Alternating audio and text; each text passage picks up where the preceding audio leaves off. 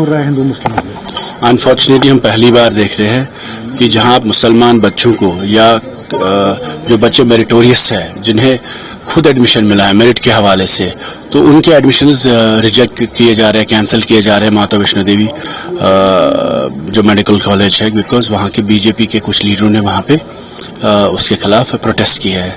तो this is for the first time in the country we are seeing that मुसलमान नाम पे या एक कम्युनिटी के स्पेसिफिक रिलीजन के वाबस्तगी होने पे आप बच्चों के एडमिशन कैंसिल कर रहे हैं. अगर ये सिलसिला जारी होता है तो वेयर विल इट एंड?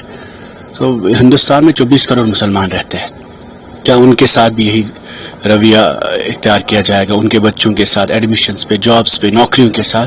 तो आई थिंक ये जो नफरत की सियासत है, मेरे ख्याल में कहीं ना कहीं it's a big question mark for the BJP and also for the government of India, that how do they want the coexistence of India to be taken in the future, and if people will not coexist together, अगर हम पढ़ नहीं सकते, चल नहीं सकते, business नहीं कर सकते, काम नहीं कर सकते, तो मुल्क कैसे चलाएंगे? तो पूरे मुल्क की सालमियत में जो आप हिंदू मुस्लिम भाईचारा है उसको खतरा है, तो मुल्क में जो कोएग्जिस्टेंस है फिर उसको खतरा है. तो I think government needs to think, apply its mind and reconsider this decision, and the admissions of all Muslim students should be restored. Also the affiliation of the college should be restored. I think this is the most unfortunate and wrong decision that has been taken by the BJP government in current times. Waheed साहब, आपको पता है कि बांग्लादेश में भी हिंदू को मारा जाता, आज पाकिस्तान में भी एक हिंदू फार्मर को मारा है, कैसे देखते हैं?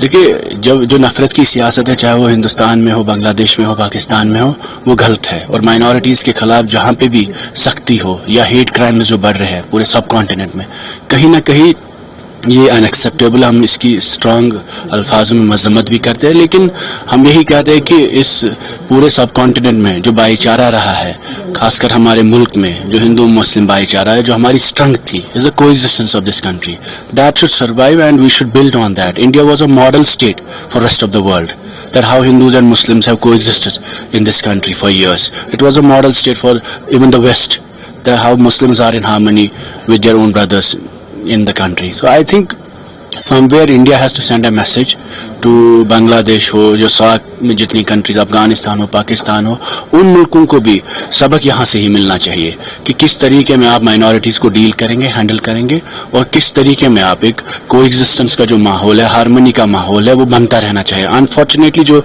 हेट क्राइम्स बांग्लादेश में हो रहे हैं, पाकिस्तान में हो रहे हैं, या हमारे मुल्क में हो रहे हैं कहीं ना कहीं, तो ये this is the biggest blot on the humanity. Thank you, sir.